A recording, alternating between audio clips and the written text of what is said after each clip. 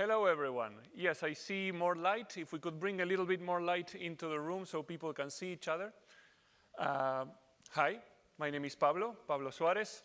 There was a time when I was a researcher, and I was very comfortable being a researcher on climate and disasters.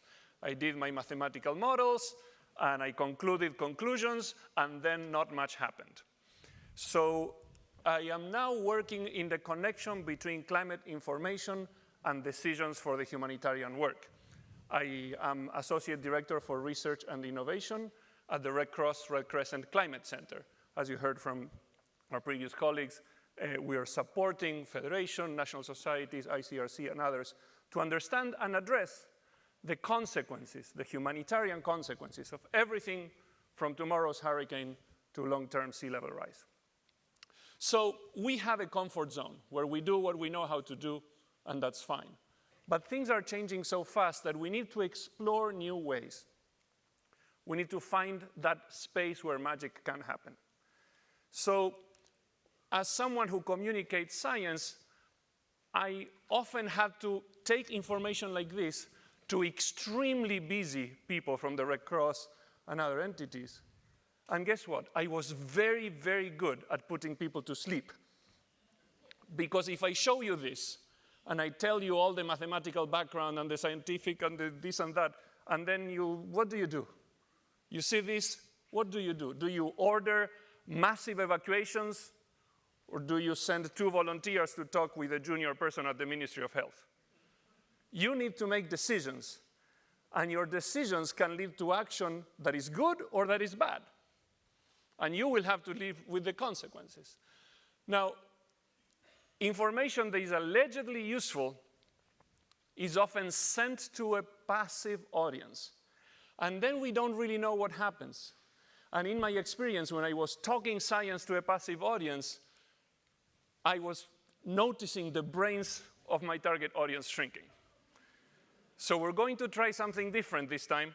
Allow me to grab my high-tech device here. We, my friends, are going to play a game. The game is called Decisions for the Decade. It's going to help you understand what Alexandra from the German Red Cross shared in the Vietnam case. Sometimes we don't know what may happen. It may be too much. It may be not much. Our team, the Climate Center, was recruited by the World Bank chief economist for sustainable development because it's hard to deal with uncertainty if you only talk to people and give PowerPoint presentations and printed materials. So allow me to take this object here. This may look like a familiar die, but it is actually the probability distribution function of extreme events based on the historical record of temperature. What that means is that on any given year, most of the time the values are normal, somewhat low or normal, but sometimes they are extremely high. This, of course, could apply to temperature, to precipitation, to wind speed, and many other things. We are going to play a game that will make you have to participate. You have no choice, and expect to be confused. The game is designed to take you to the tolerable edge of confusion, where the best learning happens. Translators, thanks for your perseverance. Francophone friends, je m'excuse, mais vous pouvez. So, can I ask everyone to show me your thumbs up? Now put it higher above your head so I can see it and others near you can see it. Excellent. This is what you would do on a normal day. Yeah? If you think that the most likely is that it will be normal conditions, you as Red Cross would be doing normal things. Writing reports to the donors, training volunteers, trying to get money to build a new training center. And if you don't do those things, your team is going to collapse. It's important that you do those things, including on health.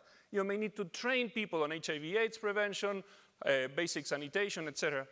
But if this happens, and you do this, it's not good. You need to protect against too much sunlight. Can you show me your parasol, your umbrella? Everyone do this gesture? Doing this is good if number 6 happens. Now look at your row.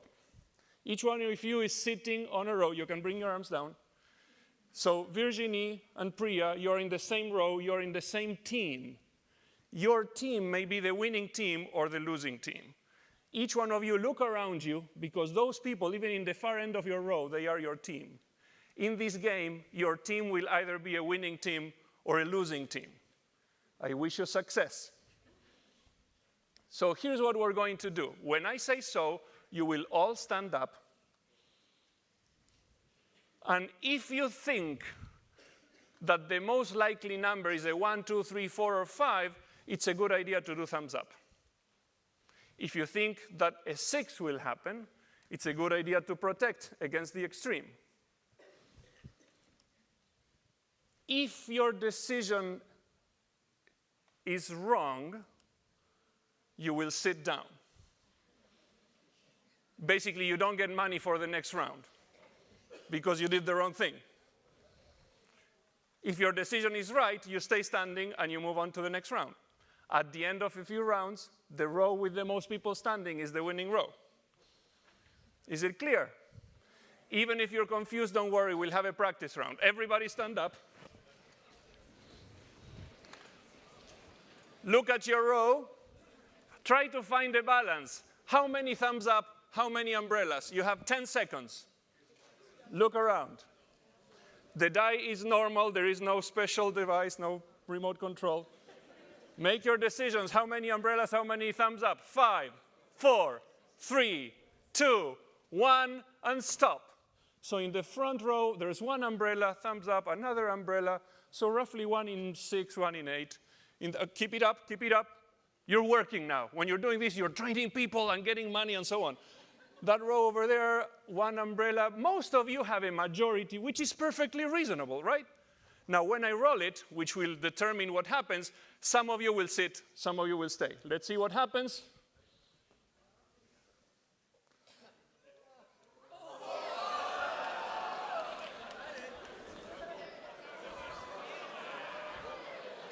Many are sitting, some are still standing. Now,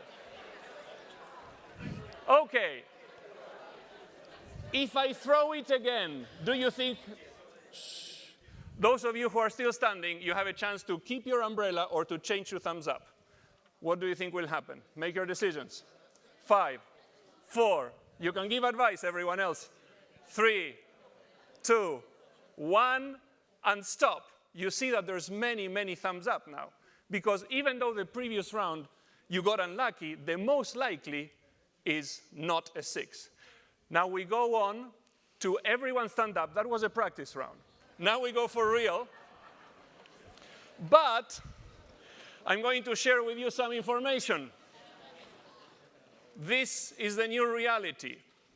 You receive information from the experts that there is a 50% chance of an extreme.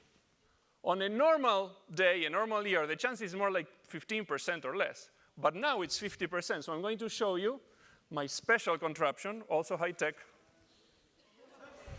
I'm going to throw this up in the air. If it falls like this, no problem, it's like a 2. Falls like this, it's like a 6. Falls like this, you need to protect.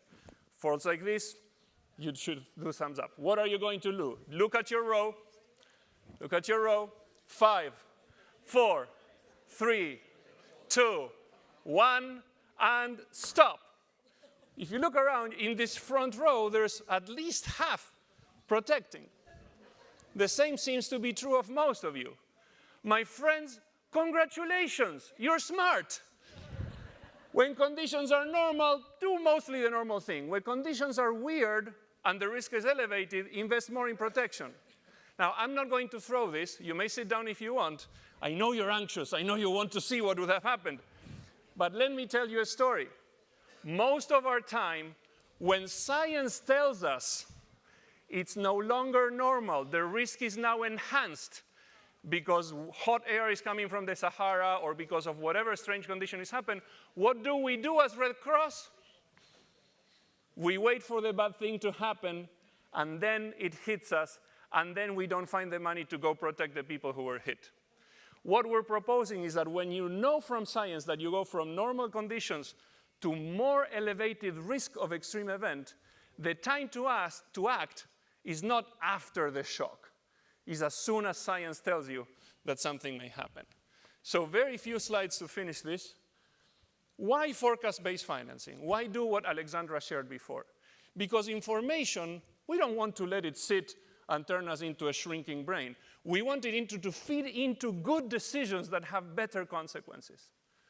And if we need to learn from mistakes, we revisit how we formulate and how we communicate information. And this is something we can do. And in a changing climate, it's very important to do it because things are getting strange. Climate change is strange and it's dangerous.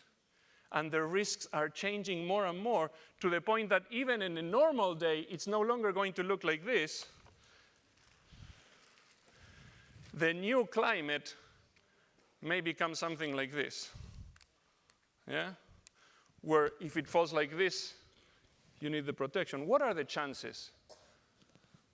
You have no idea, yeah? Science is trying to figure out what are the chances of extreme. There's also the chance that this will dismantle and there will be an unprecedented hailstorm, or who knows what kind of extreme freak climate-related event. So we're ending. Oh, that was too fast. When the risks are changing, we have to change. And it's not easy. We have to rethink who we are. We have to rethink our HR systems, our financing systems, our choices. If you want to learn more about our work, whether it's games to entertain your audience or clever, innovative ways to help move money before disaster after forecast, come visit the Climate Center website. Thank you so much for your time. Thanks, Red Cross, for the invitation.